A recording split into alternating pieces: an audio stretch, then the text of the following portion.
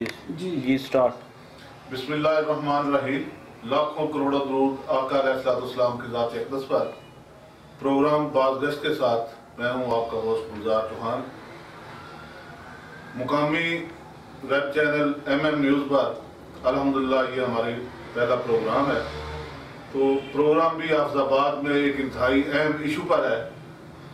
Current issue है, मोहल्ला भावलपुरा में बोन मैरो निकालने वाला एक गिरोह पकड़ा गया।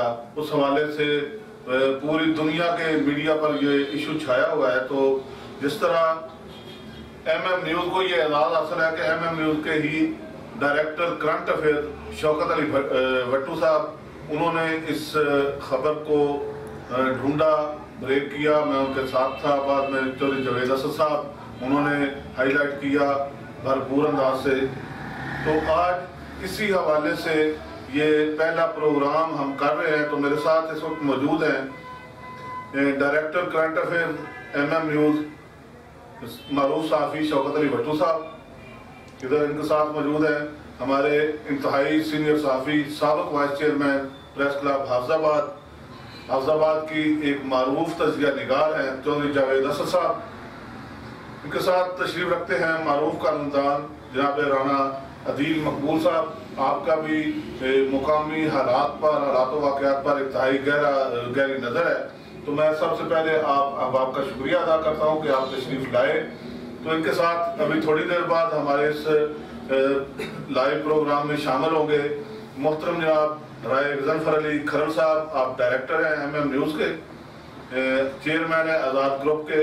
इधर मारूफ तज़किया निगार है रफ़ाकत इस्लाम भट्ट साहब, वो भी थोड़ी देर तक हमारे साथ शामिल हो जाएंगे। सैयद ज़हीर बादशाह साहब हाफिज़ाबाद के मारूफ सहाफ़ी हैं, वो भी शामिल होंगे। राणा मोहम्मद हनीफ साहब डिप्टी जनरल सेक्रेटरी हैं मुस्लिम लीग काफ के पंजाब के, वो भी हमारे साथ शामिल होंगे। तो हम प्रोग्राम का आगाज़ करते हैं। मैं सबसे पहले शौकत अली भट्टू साहब से सवाल करता हूँ, उनसे पूछता हूँ कि आपने ये खबर है, आपके ज़ाहिर है आपके इलाका से है, आपके मोहल्ला की है, वहाँ आपने वर्क किया, मेहनत की, इस खबर को ढूंढा, बल्कि जो FIR पहली लॉन्च हुई है उसके आप चश्मदीद मौके के गवाह भी हैं। तो उस सारे इशू के हवाले से क्या है, आप तफसीलात से ज़रा आगाह कीजिएगा। बिस्मिल्लाहिर्रहमानिर्रहीम। पिछले चंद दिनों से बहुत सारी ख़वातीन शिकायत कर रही थी कि हमारे इलाके में कुछ लोग हमारी कमर की रीढ़ की हड्डी से कुछ मादा निकाल रहे हैं। जब हमें पता चला तो हमने उस पर काम शुरू किया। उस वक्त तक तकरीबन जो हमें पता चला 100 के करीब औरतें थी या इससे ज़्यादा थी। हमने उस पर काम किया और उसको देखा। जब हमें पता चला उस वक्त तक जो मुतासरा लड़कियां थी, बच्चियां थी और ख़वातीन थी, वो मंजर आम पे कम आ रही थी। जिसने हमें बताया उसका बोन नैरो या वो मवाद जो कमर की रीढ़ की हड्डी से निकाला गया था वो निकल चुका था। उस खबर की तस्दीक के लिए हमने अपने सोर्स इस्तेमाल किए। सोर्स इस्तेमाल करने के बाद हमें पता चला कि वो अब दोबारा ये काम शुरू करने लगे। तो हमने अपने एक जो हमारी लड़की थी उसको हमने रेडी करके वहाँ पे भेजा। वहाँ पे जब वो पहुँची तो पुलिस भी हमारे साथ तावन में थी, उनके साथ हमारा रिलेशन था, चल रही थी बात। तो जब वो वहाँ पे पहुँची तो जिस वक्त उसने वो मादा निकाला उसी वक्त हम लोग वहाँ पे पहुँच गए, पुलिस भी पहुँच गई। मौके से तमाम चीज़ें जो हैं वो बरामद हुई और पुलिस ने बर वक्त कार्रवाई करते हुए सबको गिरफ्तार कर लिया। ये थी जी उसकी डिटेल। जी, जिस तरह भट्टू साहब ने बताया, जी भट्टू साहब, पुलिस ने बर वक्त कार्रवाई की, मुलज़म को गिरफ्तार कर लिया, कुछ चीज़ें भी रिकवर की। जी। पहली जो एप्लीकेशन सुना था कि पहली एप्लीकेशन में मलक सरफराज जिसकी बेटी के साथ ये सानिया रहनुमा हुआ, वो एप्लीकेशन में वो मुद्दई था। लेकिन जो FIR लॉन्च हुई, जो सामने आई है, ये SHO की मुद्दईयत में है। اس حوالے سے میں پوچھنا چاہوں گا، معروف قانوندان ہے رانا عدیل مقبول صاحب، ایف آئی آر کی کیا اہمیت ہے، اور جو درخواست دہندہ ہے اس کے علاوہ اگر کوئی پولیس کا بندہ ایف آئی آر میں آئے تو اس کے بارے میں کیا کہیں گے؟ جی بسم اللہ الرحمن الرحیم. سب سے پہلے میں گلزار چوہان صاحب کا شکریہ ادا کرتا ہوں کہ ایم ایم نیوز چینل کے ذریعے انہوں نے بڑا اچھا پروگرام کا آغاز کیا. مبارکباد دیتا ہوں. اور پہلے ہی ایک پروگرام میں اتنا اچھا ٹاپک لیا جو اس وقت برننگ کویشچن ہے، بڑا ہارڈ چل رہا ہے اس میں. تو اس میں میری گزارش یہ ہے، قانون کے لحاظ سے پہلے نمبر پہ تو ایف آئی آر کوئی بھی شخص کروا سکتا ہے. قانون میں ہر اس شخص کے پاس یہ رائٹ ہے کہ اگر اس کے سامنے کسی بھی قسم کا کوئی کرائم ہوتا ہے، کوئی جرم ہوتا ہے، اس کی اطلاع وہ متعلقہ تھانے میں پہنچا سکتا ہے. لیکن اس سے بہتر یہی ہوتا ہے کہ جس کے ساتھ یہ معاملہ ہو، جو متاثرہ شخص ہو، اگر وہی مدعی بنے وہ زیادہ بہتر ہوتا ہے. اب ان حالات میں جو ابھی تک بات کا پتہ چلا ہے، پولیس نو ڈاؤٹ بڑا اچھا کام کر رہی ہے، لیکن بہتر یہی تھا کہ اس میں مدعی جو تھی وہ متاثرہ خاتون بنتی یا پھر اس کا جو والد بنتا. اس کا فائدہ یہ ہونا تھا کہ دوران تفتیش اگر کسی قسم کی کوتاہی برتی جاتی پولیس کی جانب سے یا تفتیش کے حوالے سے، تو جو مدعی ہے جن کا اصل میں نقصان ہے، جن کا یہ سارا پرابلم بنا ہے، ان کے لیے کسی نیکسٹ اسٹیج پہ جانے کے لیے ایک موقع تھا. جیسے وہ تبدیلی تفتیش کے لیے بات کر سکتے ہیں، جیسے وہ متعلقہ کسی جج سے رابطہ کر سکتے ہیں، یا متعلقہ جو آئی جی ہیں اس سے رابطہ کیا جا سکتا ہے. تو ان حالات میں بہتر یہی تھا کہ مدعیت متاثرہ خاتون یا اس کے والد کی ہوتی.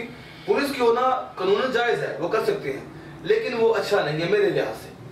تو باقی جو ایف آئی آر، جی رانا صاحب آپ نے ایف آئی آر کے حوالے سے بتایا، تو چودھری جاوید اسد صاحب موجود ہیں، میں ان سے پوچھنا چاہوں گا کہ جب ایف آئی آر لانچ ہوئی تو آپ نے اپنے پیشہ وارانہ صلاحیتوں کا استعمال کیا اور فوری طور پر آپ اس علاقے میں گئے، اس مدعی کو اس علاقے میں جن کے ساتھ اور جو خواتین تھیں جو متاثرہ تھیں، آپ نے انہیں ڈھونڈا، اس حوالے سے آپ نے خبر چلائی اور بھرپور محنت کی، اس علاقے میں جا کے آپ نے ورک کیا.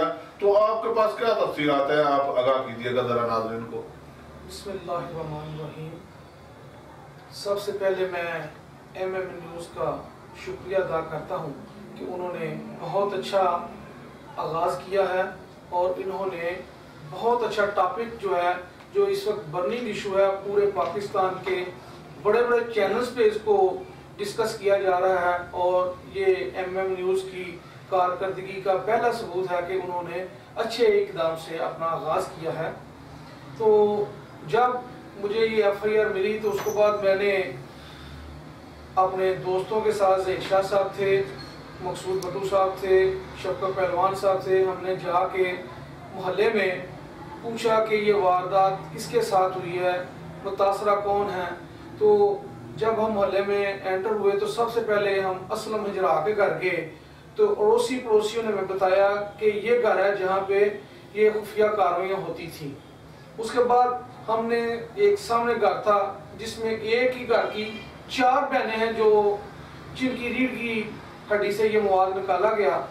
ہم نے ان سے پوچھا کہ آپ کو یہ کیسے کرتا تھا، تو اس نے بتایا کہ یہ وزیر اعظم اسکیم کا اعلان دیا جاتا تھا کہ جو شادی شدہ خاتون ہیں ان کو 3000 روپے ماہانہ ملے گا، اور جو کنواری ہیں ان کو جہیز پیکج کے لیے 75,000 روپے دیا جائے گا. کسی کو 2 لاکھ کہا جاتا تھا. تو وہ سب غریب لوگ تھے اور ان کو جو ہے ورگلا کے انہوں نے ان کا جو ہے مواد نکالا. اب صورتحال جو ہے وہ بڑھتی جا رہی ہے. ابھی جو ہے P R O police officer جو ہے انہوں نے بتایا کہ سٹارٹ پہ جو ہیں وہ 16 لڑکیاں تھیں، اب جو ہے 5 لڑکیاں مزید اس میں آج ہوئی ہیں جن کا ہم نے میڈیکل کروایا. 23 بچیاں متاثرہ ہیں. محلے والے جو ہیں وہ بتاتے ہیں کہ وہ سینکڑوں میں ہیں. ملزم جو ہے وہ 12 بتاتا ہے. جو ان کی ساتھی ملزمہ آمنہ بی بی تھی وہ انہوں نے 80 کا کہا ہے. لیکن ابھی تک جو صورتحال ہے وہ بڑھتی جا رہی ہے. جیسے جیسے میڈیا نے ان کو بے نقاب کیا ہے، جہاں تک آواز گئی ہے، تو وہ خواتین جو ہیں وہ اس میں بڑھتی جا رہی ہیں کہ کتنوں کے ساتھ یہ ظلم ہو چکا ہے. جی متاثرہ خواتین کی تعداد میں اضافہ ہو رہا ہے. اس وقت 23 سامنے آ چکی ہیں. سننے میں آ رہا ہے کہ یہ تعداد سینکڑوں، 200، 300، 250 اس کے قریب ہے. بلکہ کل میں جب موقع پر کل میں بھی اس حلقے میں تھا، علاقے میں تھا، تو ایک خاتون نے بتایا کہ 3 سال پہلے یہی عورت جو گرفتار ہوئی ہے، جو ورگلا کر خواتین کو جو لے کے بچیوں کو جاتی تھی، وہ کہہ رہی تھی کہ 3 سال پہلے بھی یہ عورت آئی تھی میرے پاس اور اسی طرح اس نے جھانسے دیے تھے، بڑی کوشش کی تھی لیکن میں ان کے جھانسوں میں نہیں آئی تھی۔ اس کا مطلب ہے یہ پرانا چل رہا ہے سلسلہ۔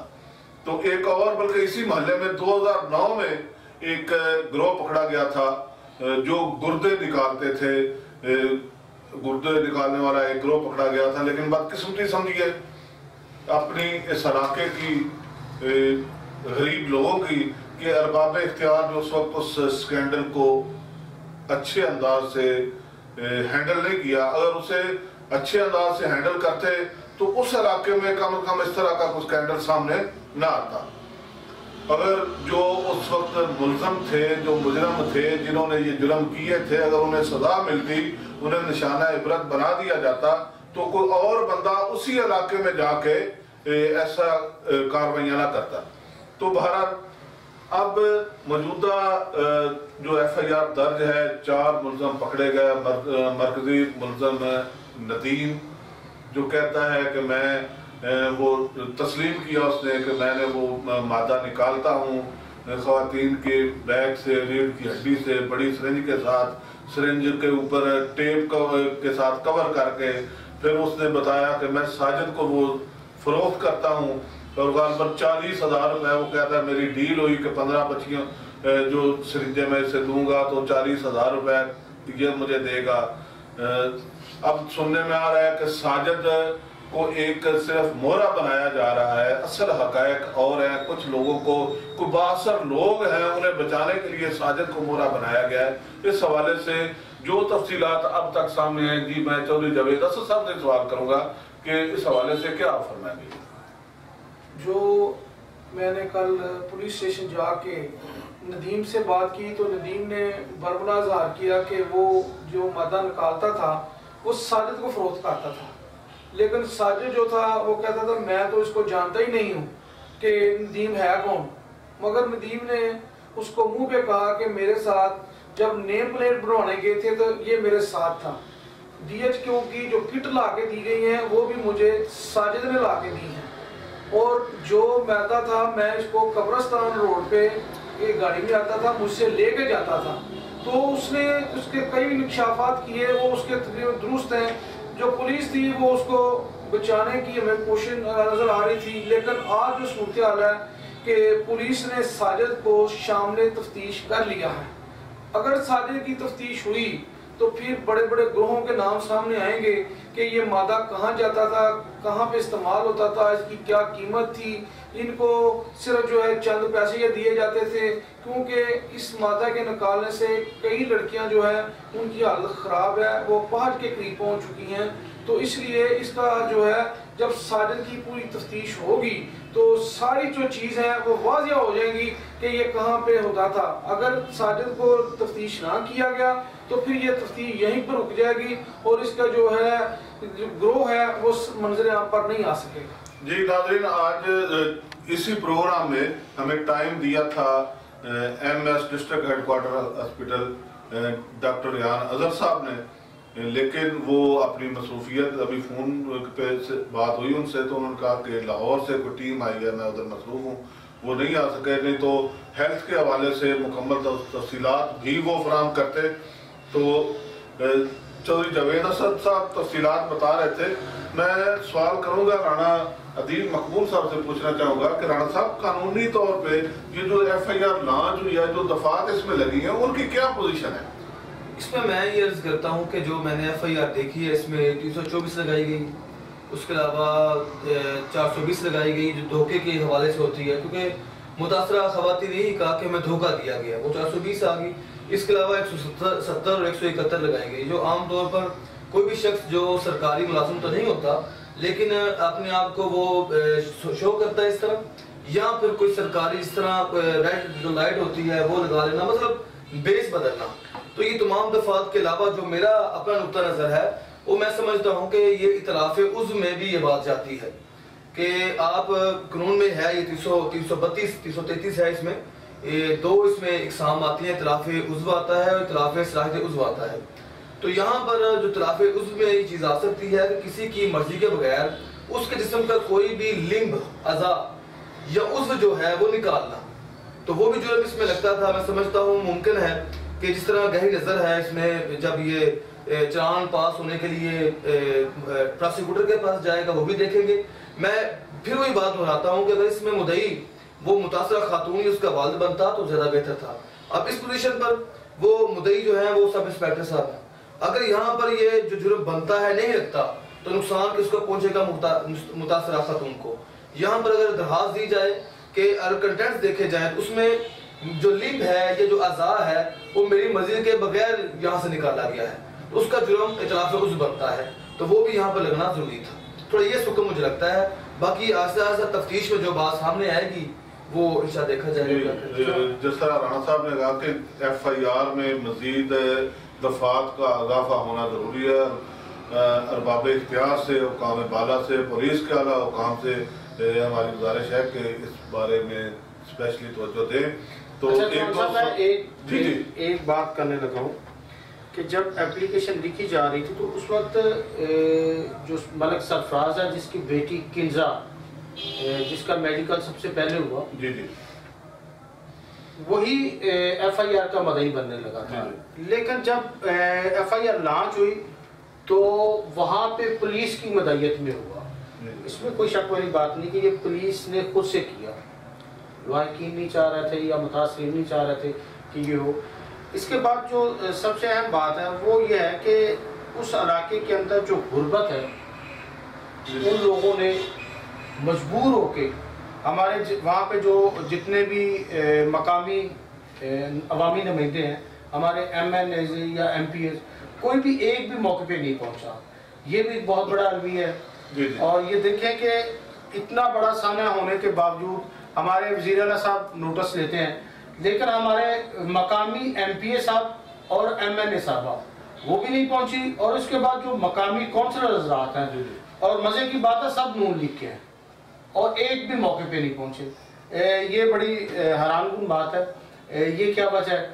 اس کے بعد ڈاکٹر حضرات کا جو کہنا ہے، رات میری ڈاکٹر ریان صاحب سے بات ہو رہی تھی تو میں نے ان سے پوچھا تھا کہ ڈاکٹر صاحب یہ جو انجیکٹ کرتا ہے جہاں پہ ریڑھ کی ہڈی پہ، اس کو کتنے عرصے میں آدمی سیکھ جاتا ہے یا یہ کو کر سکتا ہے عام آدمی؟ تو انہوں نے مجھے کہا تھا کہ بات یہ ہے کہ یہ عام M B B S doctor نہیں کر سکتا، اس کی خاص ایک ٹریننگ لینی پڑتی ہے، اس کے بعد جا کے یہ انجیکٹ کرنا پڑتا ہے۔ اب یہ اور بہت ساری چیزیں ہیں جو ابھی وقت کے آنے پر اوپن ہوتی جائیں گی۔ بہرحال میں سمجھتا ہوں کہ اس کیس پہ ابھی کام کرنے کی ضرورت ہے، پولیس اپنا کام کرے، اور اس کے بعد جو متاثرہ خواتین ہیں یا بچیاں ہیں ان کی مدد کرنے کی بہت ضرورت ہے۔ جو ہمارے حکومتی نمائندے ہیں وہ اس پہ توجہ دیں کہ یہ جو واقعہ ہوا ہے یہ صرف اور صرف غربت کی وجہ سے ہوا ہے۔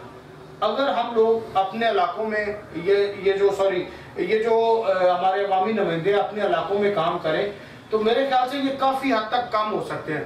اور دوسرا، ہمارے اداروں کی نااہلی اس پہ ثابت ہوتی ہے کہ ہمارے جتنے بھی ادارے ہیں وہ صرف کاغذات کی حد تک، ہمارے پیپرز کی حد تک تو بڑے اچھے کام کر رہے ہیں، لیکن گراؤنڈ لیول پہ آ کے بالکل زیرو ہے۔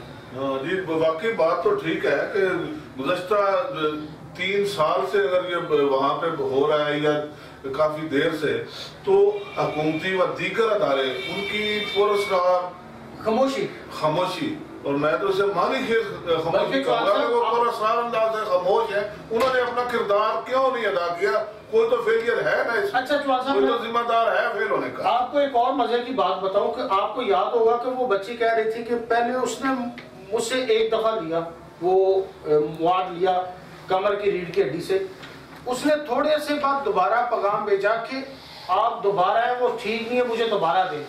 آپ کو یاد ہوگا کہ وہ بچی رو رہی تھی جس سے کھڑا نہیں ہوا جا رہا تھا۔ یہ بہت ساری بچیاں ایسی ہیں کہ جو متاثرہ ہیں لیکن بے شمار مسائل کی وجہ سے وہ سامنے نہیں آ رہی، اور بہت ساری بچیاں نکلی ہیں اپنے گھروں سے، اپنے گھروں سے نکلی ہیں، میڈیکل کروایا، سارا کچھ کروایا، اب باب اختیار پہ ہے کہ وہ اس پہ کیا ایکشن لیتی ہے اور اس کو اپنے منطقی انجام تک پہنچاتی ہے یا نہیں پہنچاتی جی ہے۔ ناظرین، ابھی ہم لیتے ہیں ایک مختصر بریک، اس کے بعد شامل ہوں گے رائق ظفر علی کھرل صاحب، رفاقت اسلام بٹ صاحب، سید ظہیر شاہ صاحب اور رانا محمد عریف صاحب ہمارے پروگرام میں شامل ہوں گے۔ دوبارہ آتے ہیں تھوڑی دیر بعد۔